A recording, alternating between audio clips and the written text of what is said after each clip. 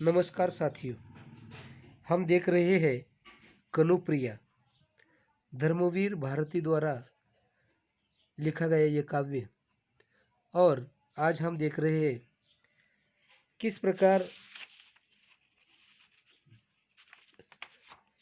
ये राधा जो है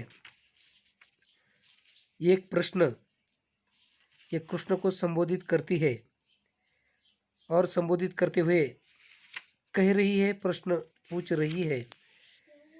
तो उसे देखते हैं हम। अच्छा मेरे महान कनु, मान लो कि क्षण भर को मैं ये स्वीकार कर लूं कि मेरे ये सारे तन्मयता के गहरे क्षण सिर्फ भावावेश थे, सुकोमल कल्पनाएं थी, रंगे हुए अर्थहीन आकर्षक शब्द थे। तो राधा कृष्ण को संबोधित करते हुए एक प्रश्न कर रही है, कह रही है, तो अच्छा है मेरे महान कनु यानी कृष्ण, अच्छा मैंने मान भी लो एक क्षण के लिए, मैं ये स्वीकार कर लूँ कि तुम्हें लेकर जो मैंने सोचा था कि मेरे ये सारे तन्मयता के गहरे क्षण सिर्फ भावावेश थे, कि भावावेश में जिए हुए तन्मयता के गहरे क्षण थे। तुम मेरे इन क्षणों को भावावेश कहोगे, मेरी कोमल कल्पनाएं कहोगे, तुम्हारी दृष्टि से मेरी तन्मयता के गहरे क्षणों को व्यक्त करने वाले शब्द अर्थहीन निरर्थक थे। मान लो कि क्षण भर को मैं ये स्वीकार कर लूँ कि पाप पुण्य धर्माधर्म न्याय दंड क्षमाशीलवान यह तुम्हारा युद्ध सत्य है। राधा कह रहे कि मान लो क्षण भर के लिए, और मैं ये स्वीकार भी कर लूँ कि ये पाप पुण्य धर्माधर्म न्याय दंड क्षमा और शील के बीच का ये युद्ध जो है ये तुम कर रहे हो, इसलिए युद्ध का होना इस युग का जीवित सत्य था, और जिसके नायक तुम हो। तो भी मैं क्या करूं कनु, मैं तो वही हूँ तुम्हारी बावरी मित्र, जिसे सदा उतना ही ज्ञान मिला जितना तुमने उसे दिया। राधा आगे कहती है, तो फिर मैं क्या करूं मैं तो वही हूँ, मैं वही भोली वाली राधा हूँ, गांव की छोरी हूँ, तुम्हारी बावरी सखी हूँ, मित्र हूँ, जिसे सदा उतना ही ज्ञान मिला है जितना तुमने दिया। उसके आगे जाकर कुछ उसे ज्ञान नहीं मिला है, क्योंकि ये गांव की ग्वालन है, भोली भाली है, अनपढ़ है। तुम्हारी राजनीति उसकी समझ में नहीं आ जाती है, मेरी समझ में नहीं आ जाती है। जितना तुमने दिया उतना ही ज्ञान राधा कह रही है कि मेरे पास है, इसके अलावा और कोई ज्ञान नहीं है। जितना तुमने मुझे दिया है अभी तक, उसे पूरा समेट कर भी आसपास जाने कितना है तुम्हारे इतिहास का, जिसका कुछ अर्थ मुझे समझ नहीं आता है। जितना कनु तुमने दिया है अभी तक, उसे पूरा समेट कर भी, जितना दिया है उसे पूरा समेट लिया है। जितना मिला है तुमसे वो सारा मेरे पास तो है ही। उपदेश तुम्हारा, उतना ही ज्ञान मैंने सदैव तुमसे पाया है, और तुम्हारी स्नेहासिक्त जो मिला है ज्ञान उतना ही पाया है जितना तुमने दिया है। आसपास जितना है तुम्हारे इतिहास का, जिसका कुछ अर्थ मुझे समझ नहीं आता है। आगे कहती है कि जितना आसपास जाने कितना और है, इतिहास का कितना ज्ञान है जिसका कुछ अर्थ राधा समझ नहीं पाती है। अपनी जमुना में जहाँ घंटों अपने को निहारा करती थी मैं, वह अब शस्त्रों से लदी हुई अगणित नौकाओं की पंक्ति रोज रोज कहाँ जाती है। धारा में बह बहकर आते हुए टूटे रथ, जर्जर पताकाएं किसकी है। ये प्रश्न पूछती है कि जमुना यानी यमुना अपनी उसे माँ कहती है जीवनदायी है। तो वो कहती है कि यमुना में जहाँ मैं घंटों बैठकर उसके पानी में अपनी प्रतिमा को निहारा करती थी, कई घंटे उस पर वही बिताती थी, तुम में खो जाती थी। अब उस नदी में शस्त्रों से लदी असंख्य नौकाएं न जाने कहाँ जाती है। वहाँ शस्त्रों से लदी हुई अनगिनत नौकाओं पंक्ति यानी कि बहुत सारी नौकाएं कहाँ जाती है। धारा में बह बह कर आते हुए टूटे हुए रथ जर्जर पताकाएं किसकी है। और फिर उसी की धारा में जो है ये टूटे हुए रथ बहकर आ जाते हैं और ये फटी हुई पताकाएं ये किसकी है हे कनु, पताकाएं किसकी है, ये प्रश्न जो है ये राधा पूछ रही है। हारी हुई सेनाएं, जीती हुई सेनाएं, नभ को कांपते हुए युद्ध घोष, क्रंदन स्वर भागे हुए सैनिकों से सुनी है। आगे राधा जो है कहती है कि महाभारत का युद्ध तो कुरुक्षेत्र में लड़ा जा रहा है और कनु तुम महाभारत के युद्ध के कर्णधार तुम ही हो और जानते हो कुरुक्षेत्र जहाँ एक पक्ष की सेनाएं हारी तो दूसरे पक्ष की सेनाएं जीती है, जहाँ गगनभेदी युद्ध घोष हो रहा है और जहाँ क्रंदन स्वर गूंजता रहा है और जैसे अमानवीय क्रूर घटनाएं घटित होती है, ये हमने सैनिकों से सुनी है। अकल्पनीय अमानुषीय मानुषिक घटनाएं युद्ध की, क्या ये सब सार्थक है। चारों दिशाओं से उत्तर को उड़ उड़ कर जाते हुए गुद्दों को क्या तुम बुलाते हो, जैसे बुलाते थे भटकी हुई गायों को। और आगे राधा कहती है कि अमानवीय और क्रूर घटनाएं घटित हुई है, उन घटनाओं से पलायन किए हुए सैनिक बताते रहे हैं क्या है, ये सब सार्थक है कनु कृष्ण। जैसे तुम ये अमानवीय सब कुछ घटनाएं युद्ध में घटित हो रही है और चारों दिशाओं से उड़ उड़ कर जो गिद्ध उनको तुम बुला रहे हो, जो कटे हुए सैनिक है मरे हुए हैं उनको खाने के लिए जैसे भटकी हुई गायों को वन में तुम बंसी बजा बजा कर बुलाते थे और गायें आ जाती थी, उसी प्रकार आप तुम गिद्धों को भी बुलाते हो। ये प्रश्न जो है ये कनु को राधा पूछ रही है, एक एक प्रश्न उसका जो है।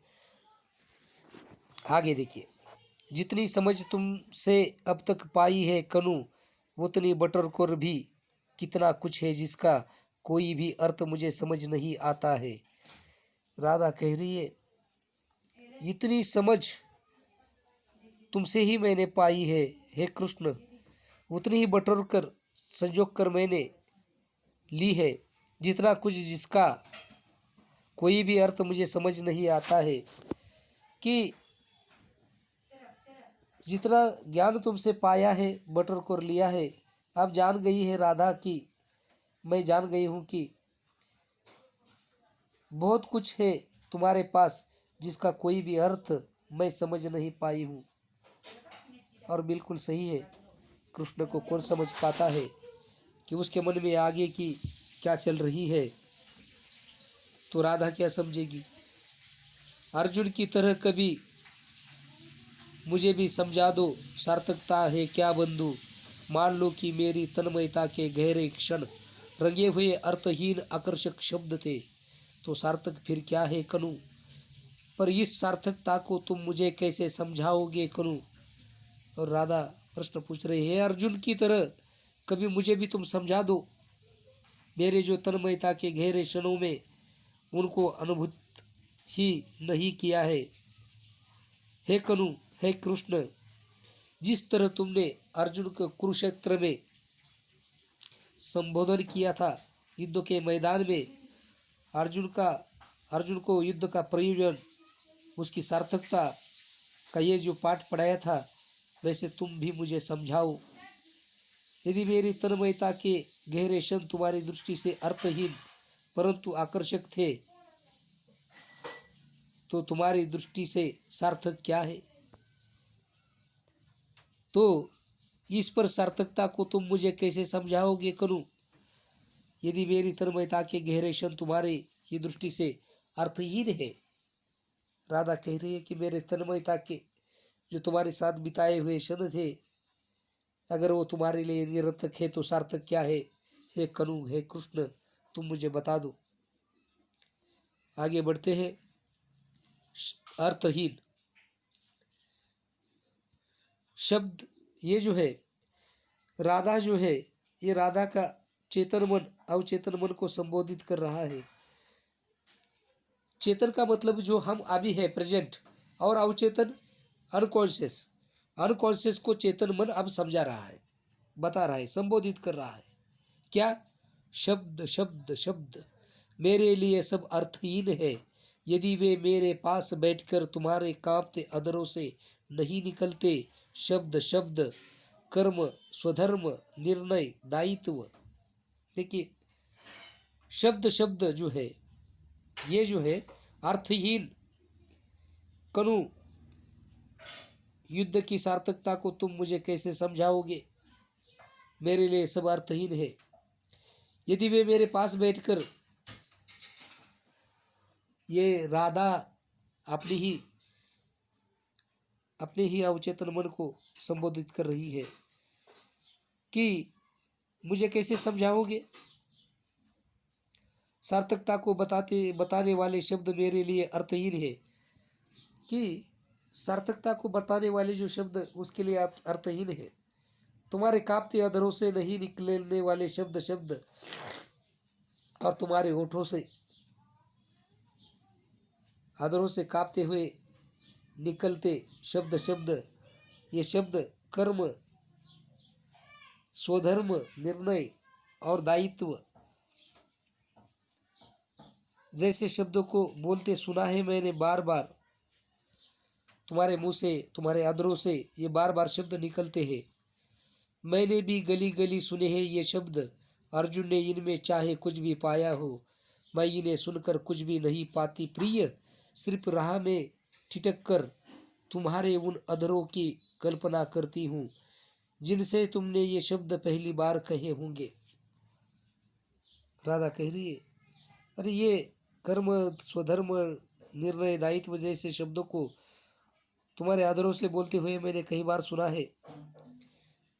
ये गली गली में ये शब्द मैंने कई बार सुने हैं। मैं नहीं जानती कि अर्जुन ने इन शब्दों में क्या पाया है, क्या ढूंढ लिया है, लेकिन मैं इन शब्दों को सुनकर भी अर्जुन की तरह कुछ नहीं समझ पाती, नहीं समझी हूँ। मैं तो सिर्फ राह में रुककर ठिठक कर तुम्हारे उन अधरों की कल्पना करती हूँ। सिर्फ तुम्हारे उन अधरों की कल्पना करती हूँ जिनसे तुमने ये शब्द पहली बार कहे होंगे, कि ये शब्द तुमने किसी से पहली बार कहे होंगे। मैं कल्पना करती हूँ अर्जुन की जगह पहली बार तन्मयता की गहरे क्षणों को साक्ष्य उसने बनाए गए हो कहे होंगे तुम्हारे। अब आगे देखिए, मैं कल्पना करती हूँ कि अर्जुन की जगह मैं हूँ और मेरे मन में मोह उत्पन्न हो गया है और मैं नहीं जानती कि युद्ध कौन सा है और मैं किसके पक्ष में हूँ। अब ये राधा कल्पना कर रही है अपने आप को युद्ध भूमि में, जैसे अर्जुन था और कृष्ण ने उसे संबोधन किया था। तो उसी प्रकार राधा भी कल्पना कर रही है कि अर्जुन की जगह स्वयं को रख रही है उसके स्थान पर, और उसके मन में ये मोह उत्पन्न हो गया है कि जैसे तुमने अर्जुन को युद्ध की सार्थकता समझाई थी, वैसे मैं भी तुमसे समझूं कि यद्यपि मैं नहीं जानती कि ये युद्ध कौन सा है, किसके बीच हो रहा है, मुझे किसके पक्ष में होना चाहिए और समस्या क्या है और लड़ाई किस बात की है, लेकिन मेरे मन में मोह उत्पन्न हो गया है क्योंकि तुम्हारे द्वारा समझाया जाना मुझे बहुत अच्छा लगता है। और सेनाएं स्तब्ध खड़ी है और इतिहास स्थगित हो गया है और तुम मुझे समझा रहे हो। आगे राधा कहती है, संबोधन करती है, और समस्या क्या है इस युद्ध की, और लड़ाई किस बात की है, क्यों ये उत्पन्न हुई है, लड़ाई का मामला जो है क्यों खड़ा हुआ है। और समझे हुए बोलना मुझे बहुत अच्छा लगता है। यानी कि इसके मन में, राधा के मन में मोह उत्पन्न हो गया है, क्योंकि कृष्ण के द्वारा समझाया जाना राधा को बहुत अच्छा लगता है। और उस समय जब ये समझाते होंगे, उस समय सारी सेनाएं स्तब्ध खड़ी होगी। ये वर्तमान को भूल जाती है, एक पुतले की तरह खड़ी होती है, और इतिहास भी स्थगित हो गया है। ये दृश्य राधा देख रही है। जब तुम मुझे समझाते हो तो लगता है जैसे युद्ध रुक गया है, सेनाएं स्तब्ध खड़ी रह गई है और इतिहास की गति रुक गई है, और तुम मुझे समझा रहे हो। कर्म, स्वधर्म, निर्णय, दायित्व, शब्द शब्द मेरे लिए नितांत अर्थहीन है। मैं इन सब के पर एक अपलक, बिना पल के झपके तुम्हें देख रही हूँ। हर शब्दों को अंजुरी बनाकर, अंजुली बूंद बूंद तुम्हें पी रही हूँ, और तुम्हारा तेज मेरे जिस्म के एक एक मूर्छित संवेदन को धक धका रहा है। आगे ये राधा कहती है कि ये जो है कि कर्म, स्वधर्म, निर्णय, दायित्व जैसे जिन शब्दों को तुमने कहा है वे मेरे नितांत अर्थहीन है, मेरे लिए नितांत अर्थहीन है। क्या मैं इन सब के परे अपलक तुम्हें देख ही रही हूँ? ये सब कुछ भूलकर बिना पल के झपकाए तन्मयता के गहरे क्षणों के मैं तुम्हें देख रही हूँ।